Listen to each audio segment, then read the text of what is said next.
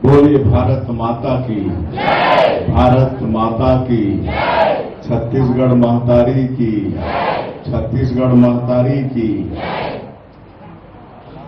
आज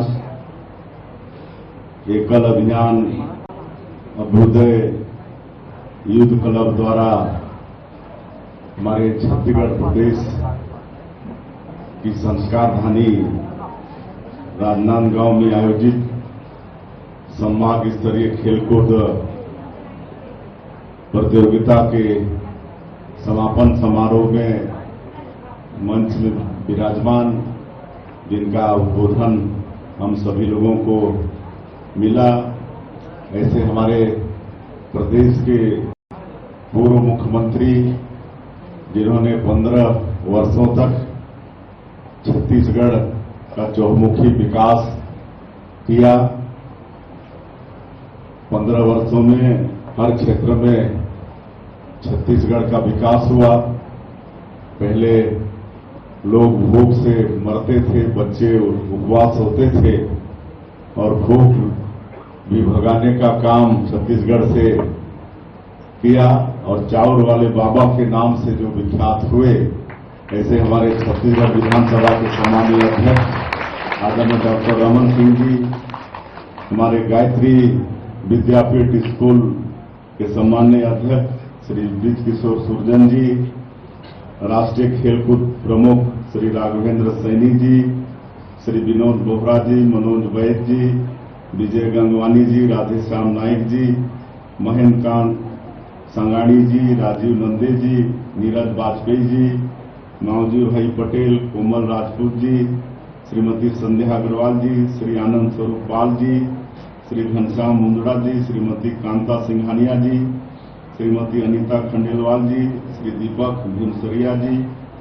संत महाप्राण पुरोहित जी, श्री अनिल डागा जी, हमारे अध्यक्ष रमेश पटेल जी और मंच में विराजमान सभी महानुभावगण, एकल अभियान के समस्त पदाधिकारीगण और इस संभाग स्तरीय खेल कूद में शामिल हुए हमारे पूरे छत्तीसगढ़ के विभिन्न क्षेत्रों से मैं देख रहा हूं, रायगढ़, कुनकुरी, कोरबा, कांकेर सभी क्षेत्रों से आए हैं। ऐसे प्यारे मेरे स्कूली भाई और बहनों और मीडिया के साथीगण, सबसे पहले तो हम विलंब के लिए आप सब लोगों से क्षमा चाहेंगे।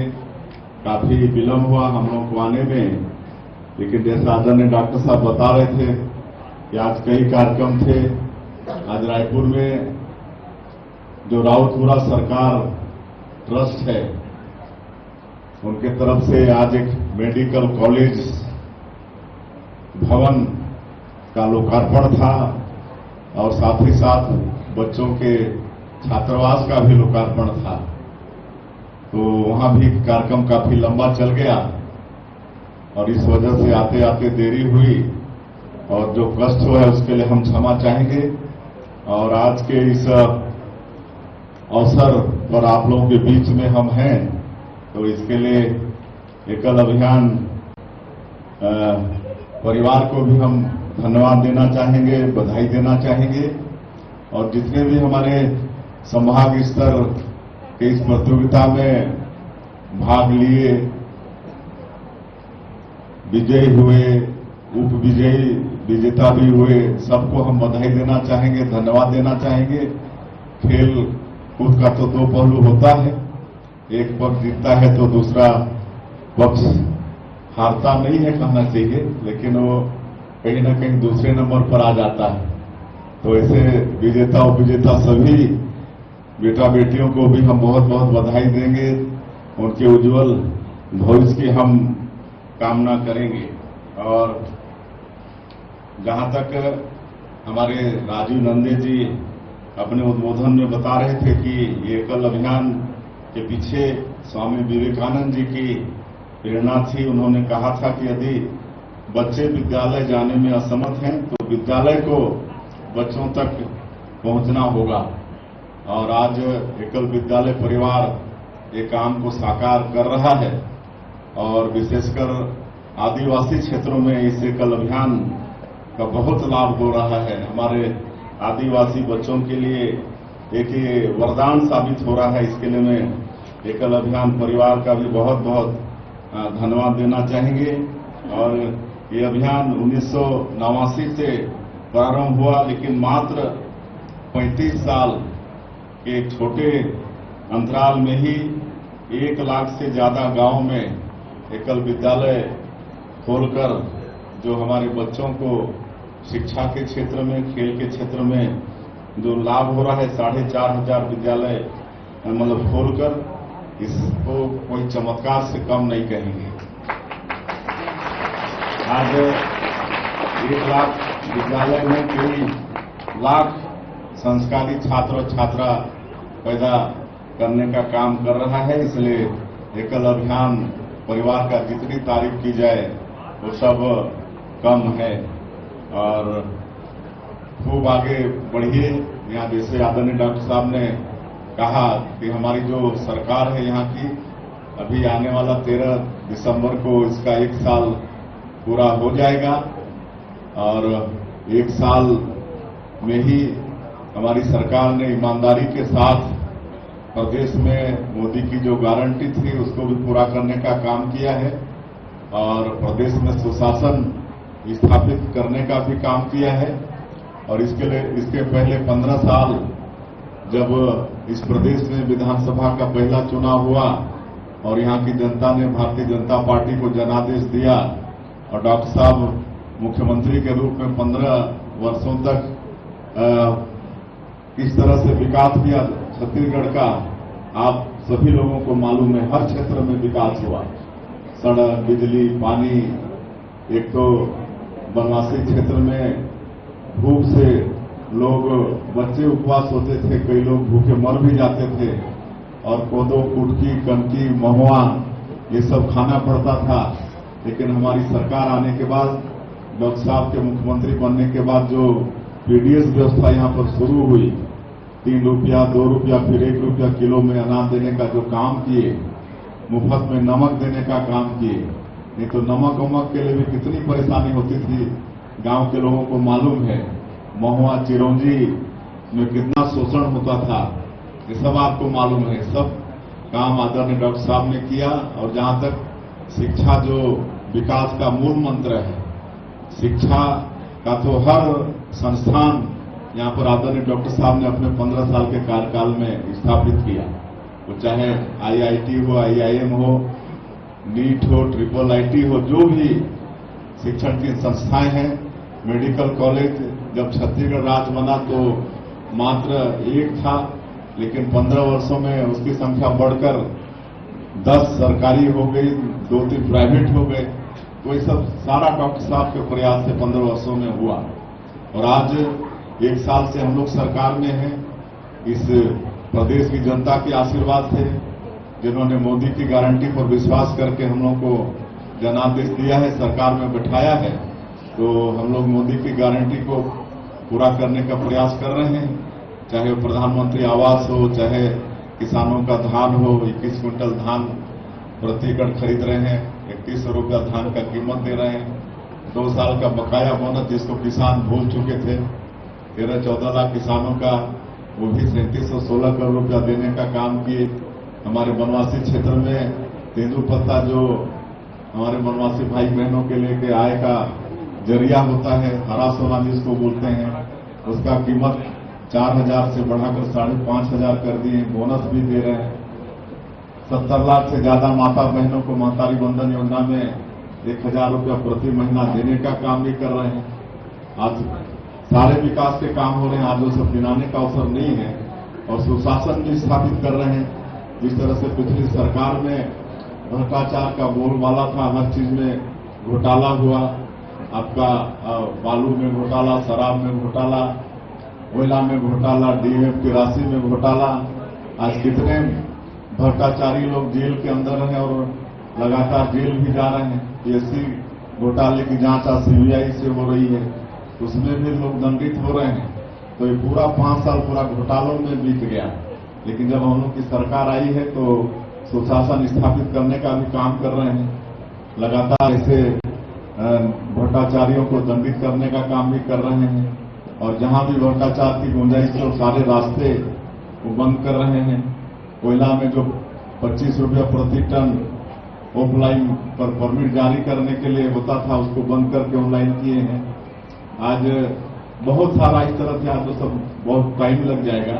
आप सब लोग समाचारों में पढ़ते सुनते सब हैं कि किस तरह से यहाँ पर क्या बोलते हैं सुशासन स्थापित किया जा रहा है और खेल को भी काफी आगे बढ़ा रहे हैं।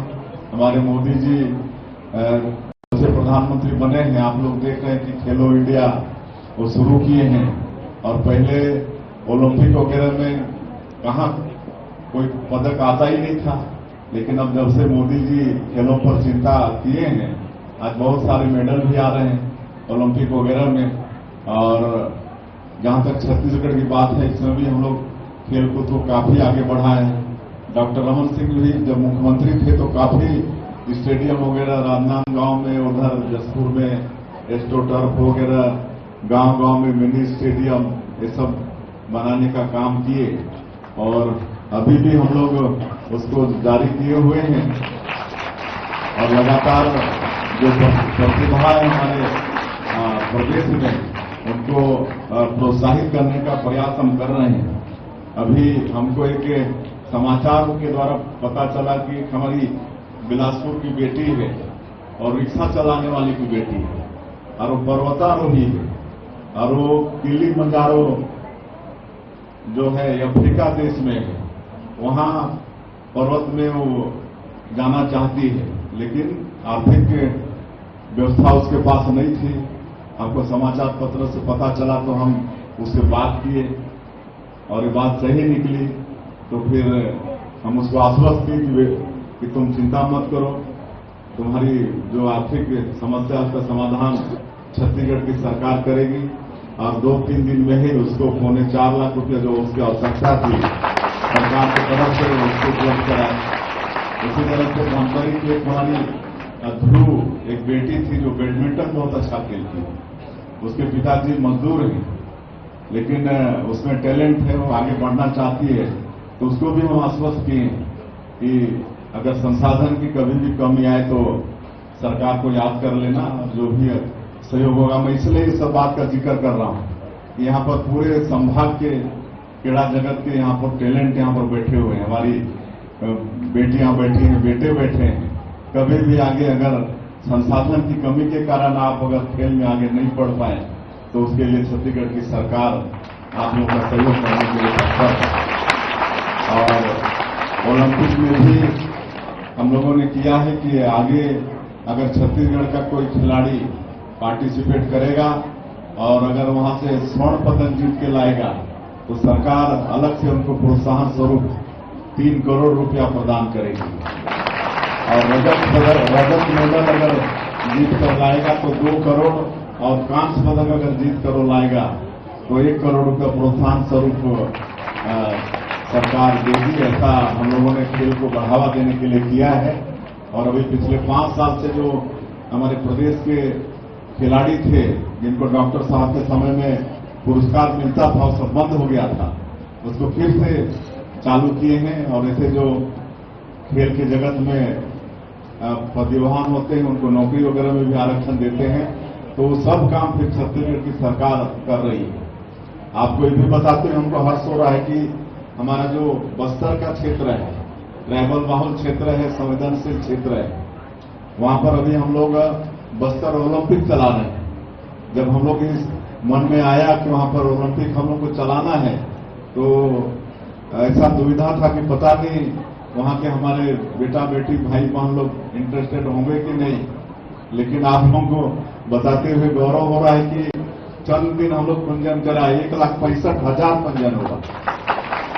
18 साल से 35 साल के हमारे युवा लोग 1,65,000, इसमें आधी संख्या हमारी बेटियों की भी। तो आज बस्तर जैसे संवेदनशील जिलों में भी खेल के प्रति रुचि है, तो ये सब मामला है। और कुल मिला के छत्तीसगढ़ में जिस तरह से डॉक्टर साहब ने विकास किया, आप लोगों के आशीर्वाद से आपकी छत्तीसगढ़ की सरकार भी विकास करेगी और खेल को भी हम लोग बहुत आगे बढ़ाएंगे और आज के इस अवसर में यहाँ पर जो एक खेल संपन्न हो रहा है, गायत्री शिक्षण समिति यहाँ पर एक शिक्षण संस्थान संचालित करती है और हमको बता रहे थे यहाँ के आदरणीय सुरजन जी की 3,500 बच्चे यहाँ पर अध्ययनरत हैं और हर कार्यक्रम यहाँ पर होते हैं। खेल मैदान की भी यहाँ पर कमी है। 80,000 वर्ग फीट का खेल मैदान है, लेकिन उसमें कुछ और भी सौंदर्यीकरण वगैरह करना है। तो आज की इस अवसर में उसके लिए मैं 20 लाख रुपए की घोषणा कर रहा हूं।